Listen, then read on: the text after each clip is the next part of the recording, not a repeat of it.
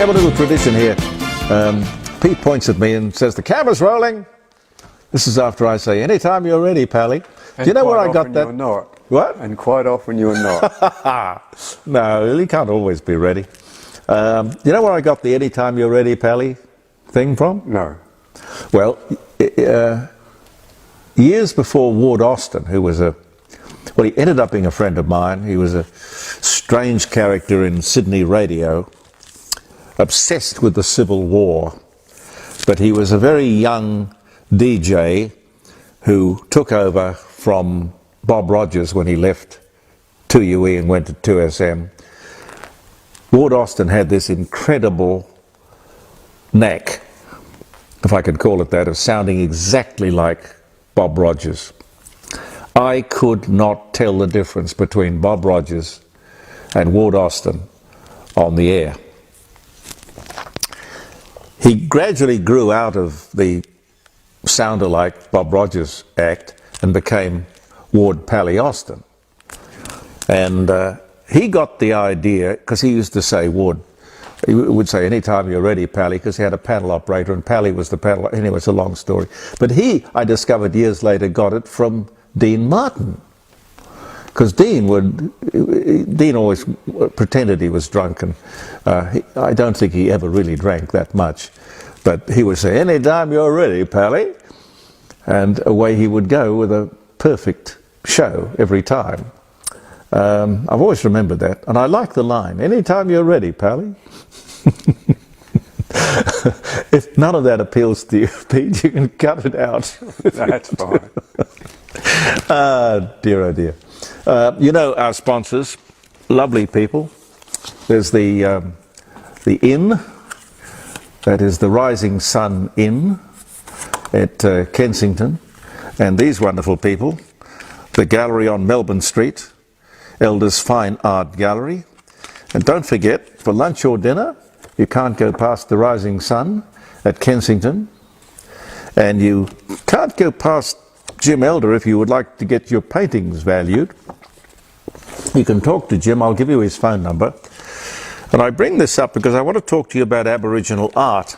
I don't exactly know what Jim thinks of Aboriginal art, but Jim would definitely have an opinion. He's the most expert person I've ever met on the subject.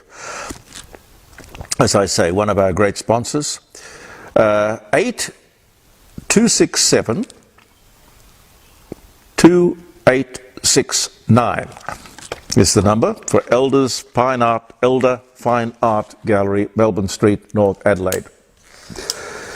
Aboriginal art, it interests me. We did something around the dining room table on it many months ago, because someone sent me something that I didn't really believe about dot paintings, that they were really a white man invention. You heard this story, Pete? That's true, yes. It was taught to a community in Western Australia. That's right. And by a Caucasian. He was a white man. He was out there in the desert, and he was just, I don't know why he had paints with him, but so the story goes, and it was about 1978 or something. It was in the 70s. It was in the 70s, yeah. And there are many people who want to promote the mythology that this is a very ancient form of art. Well, the Aboriginal art story is an interesting one, because you've got people like Albert Namatjira and a lot of people who paint like Albert Namatjira. If you've got an Albert Namatjira, you could talk to Jim Elder. He'll tell you, you get $50,000 for an Albert Namatjira. I mean, it's fantastically valuable art. But did you know that in this world of equality and equal opportunity, well, clearly some people are more equal than others, but did you know that if you're an Aboriginal artist, your art, if sold in Australia, earns you an extra 5% royalty? I thought, how would that be? I checked up on it. Absolutely true. The law requires the sale, the gallery, the auctioneer, to give the Aboriginal artist an extra or bonus 5% royalty. Now, I don't know whether that is when the artist sells it or anybody who has subsequently bought it from the artist sells it or resells it. So I think every time that painting is on-sold, there is an extra royalty of 5% that goes to the Aboriginal artist. If, however, Aboriginal art is sold overseas, let's say Sotheby's, New York, no extra 5% royalty. Now, none of this makes any sense.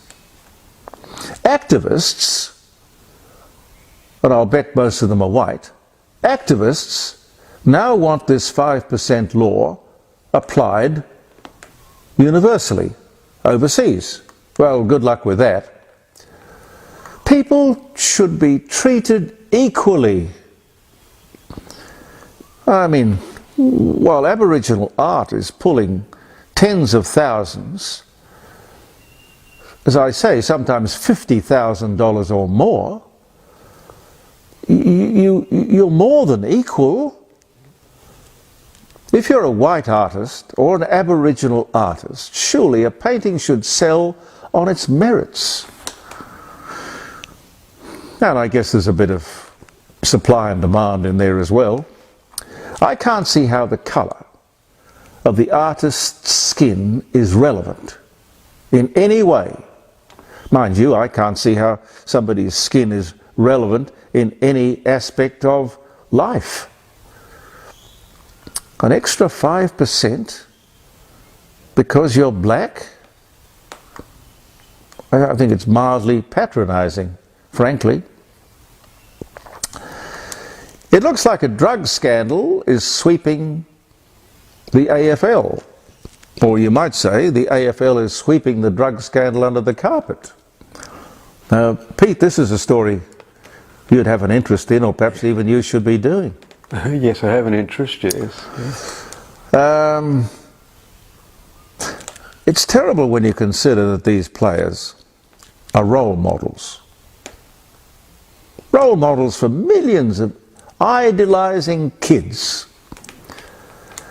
Now, the Melbourne team has been exposed by the club doctor as secretly testing for drug use during the week. When positive, the player is put on the sick list, or some excuse is made from a health point of view to avoid the game day test. Now, the game day test, this would see the player kicked out, treated seriously, severely. If the AFL is serious about drug abuse, and they make all the right noises, why would they condone this sort of cover-up? If they did, they should be ashamed. Did the AFL know? I have no idea. But now it's out in the open, it must be very embarrassing. The AFL has a strict 3 strikes and you're out policy. It is a law unto itself, of course, the AFL. So I think their authority will be severely undermined if they don't act quickly on this sort of stuff. The AFL, as a social role model, can't be seen to be condoning drug use, let alone covering it up. If they do, we're all in trouble. Drugs are a massive problem to everyone, everywhere. There is no reason to think that the AFL would be exempt. There have been many examples of people who have ruined their careers, if not their lives. Ben Cousins comes to mind. Gifted player. But a lot of sports people have been terribly affected by this nonsense.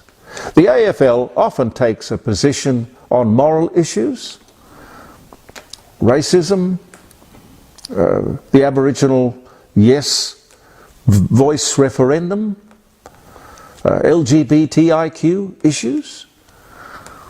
Here is one that they could go big time on. And people, what was that club? Was it Essendon? Essendon, yes. That's where they took their somewhat relaxed policy of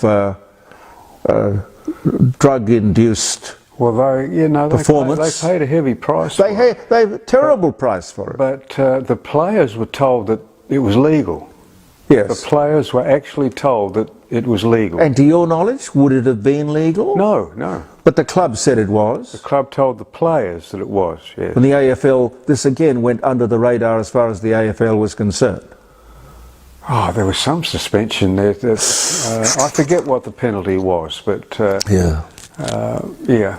It's a big problem. I am mostly concerned not so much about the players or the sponsors or the big bucks that are involved in sport these days. I'm concerned about those wide-eyed kids. If they think their sporting heroes are taking drugs because it's hip or smart or good, that's a terrible breach of faith. So I suppose they've got to do something. But speaking of drugs, an example of what happens when you're permissive. The American state of Oregon, and it's not the first, but it's the latest. The American state of Oregon, which changed the law to allow people for personal use to possess drugs. Marijuana, cocaine, heroin, LSD, the lot.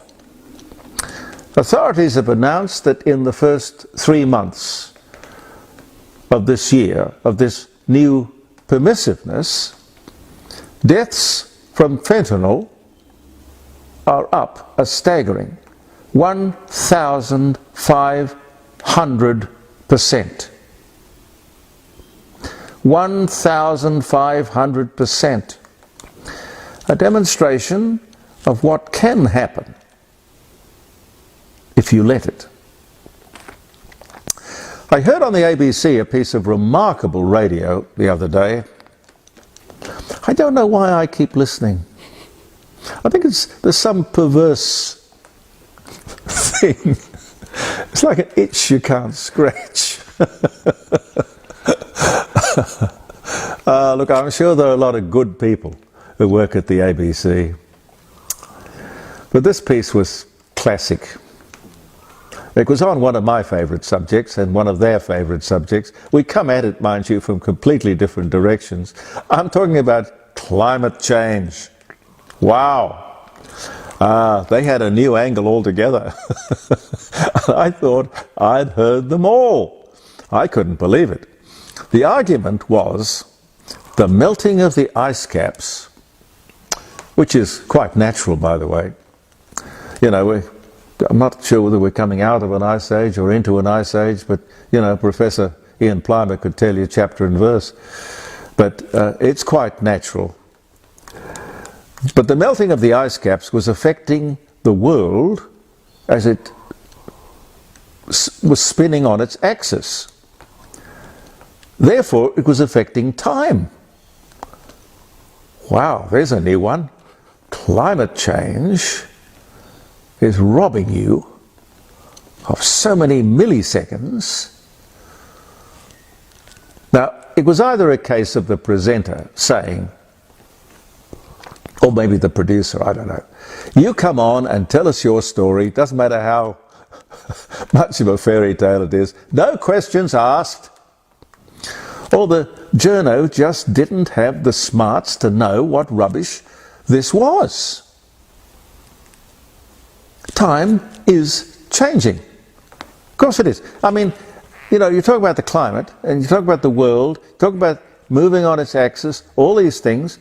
You talk about the seasons, they change, the hemispheres, you know, the tides, the moon and its relationship to the tides. You talk about all of this.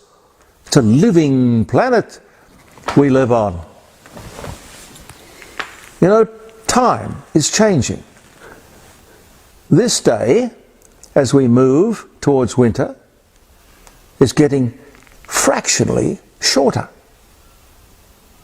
And at the other end of the season, as we come out of winter into spring, we are gaining seconds, only milliseconds.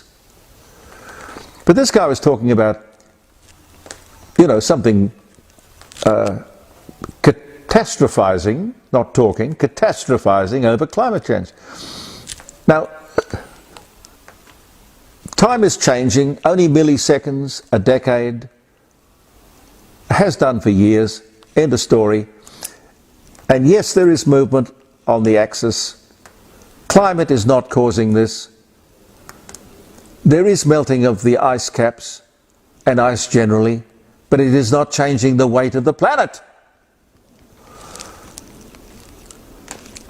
Pete, you know the old story about what weighs more, a ton of feathers or a ton of lead? Oh, yes. You know that one, right? Yes. Water or ice, it weighs the same. Einstein's theory of relativity. Okay, matter can neither be created nor destroyed.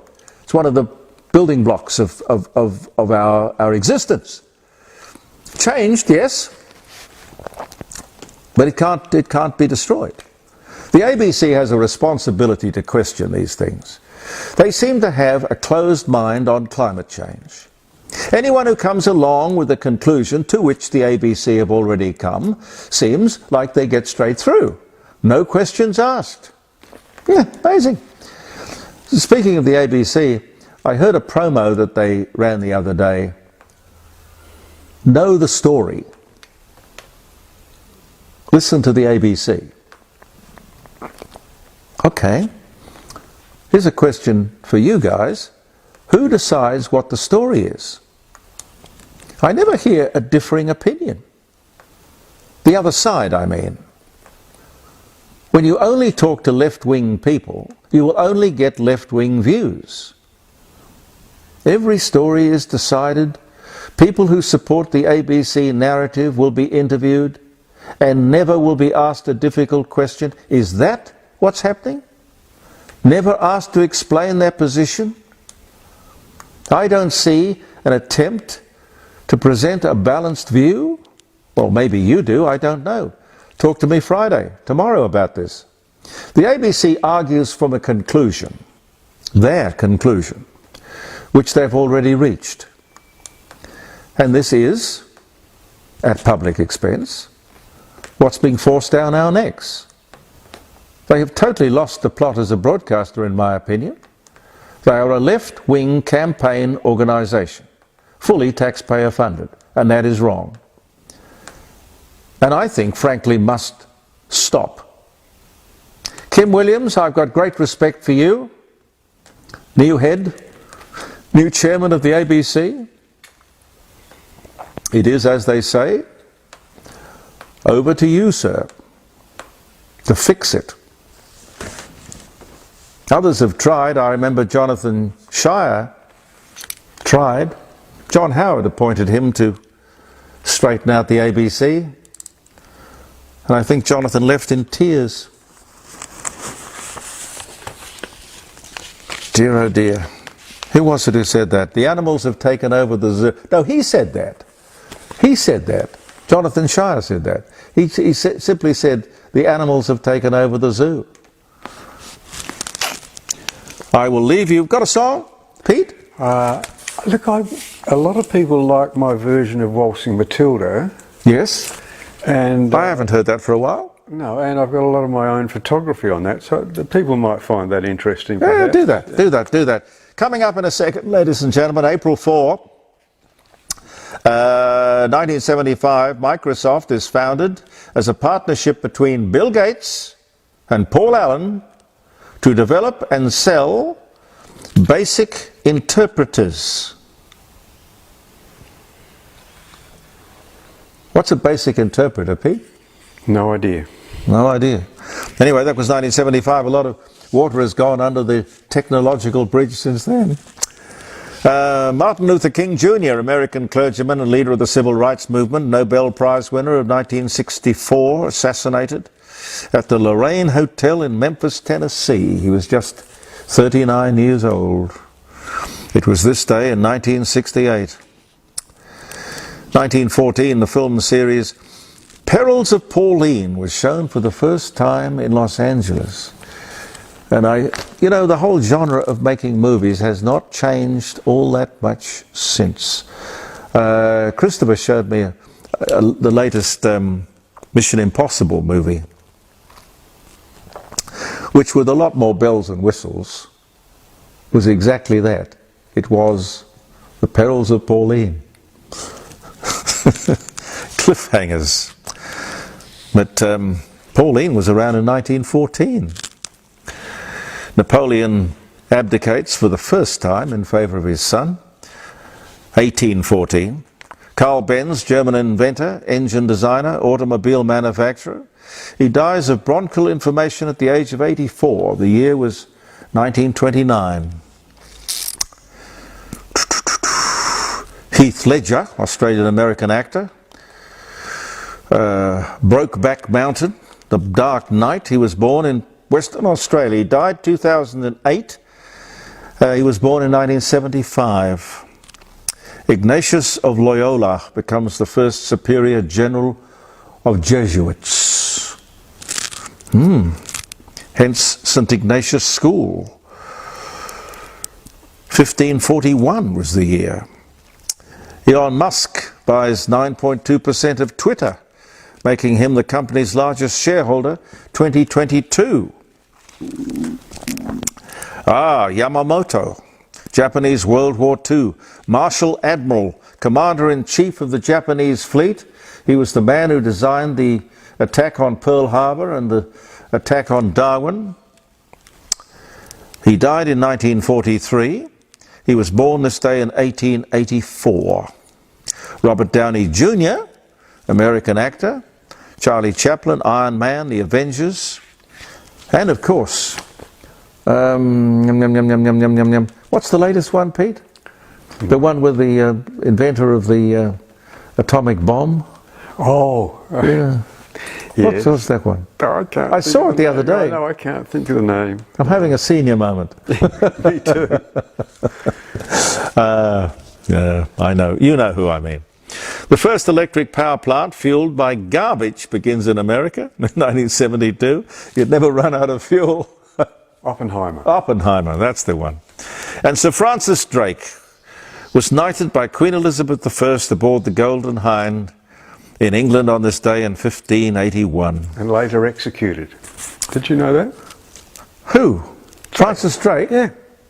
Why did they execute Francis Drake? Yeah. Really? I don't know what he did wrong, but... yeah. God, he obviously kissed the wrong queen. Look, you've got to be very careful. Politics is a very dangerous, dirty business. On behalf of our sponsors, the Rising Sun Inn at Kensington, and the wonderful, fantastic Elder Fine Art Gallery, go along and see him. Get yourself on the mailing list and he'll send you notification of all his wonderful upcoming sales, and he'll also help you if you want anything valued. I'm Jeremy Cordeaux, Peter Clayton behind the camera. We're on air live tomorrow, jeremycordeaux.com, between 9 o'clock and 12, live streaming, interesting guests, and I hope your phone calls as well. Believe in yourself. Thank you for viewing The Court of Public Opinion. We will see you soon.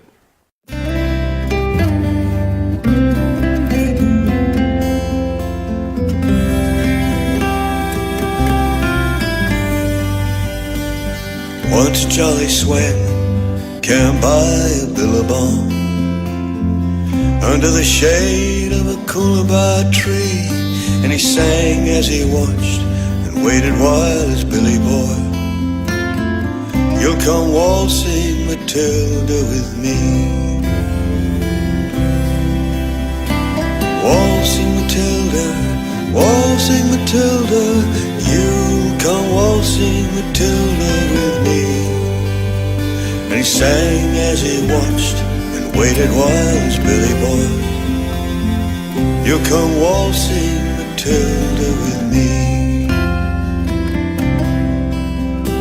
Down came a jumbuck to drink from that billabong. Up jumped the swagman and grabbed him with glee, and he sang as he tucked that jumbuck in his tucker bag. You'll come waltzing, Matilda, with me. Waltzing Matilda, waltzing Matilda, you come waltzing Matilda with me. And he sang as he tucked that jumbuck in his tucker bag. You'll come waltzing Matilda with me. Well, up rode the squatter, mounted on his thoroughbred. Up came the troopers, 1, 2, 3. Where's that jolly jumbuck that you've got in your tucker bag? You'll come waltzing, Matilda, with me. Waltzing Matilda, waltzing Matilda, you come waltzing, Matilda, with me. Where's that jolly jumbuck that you've got in your tucker bag? You'll come waltzing, Matilda, with me. Up jumped the swagman, sprang into the billabong.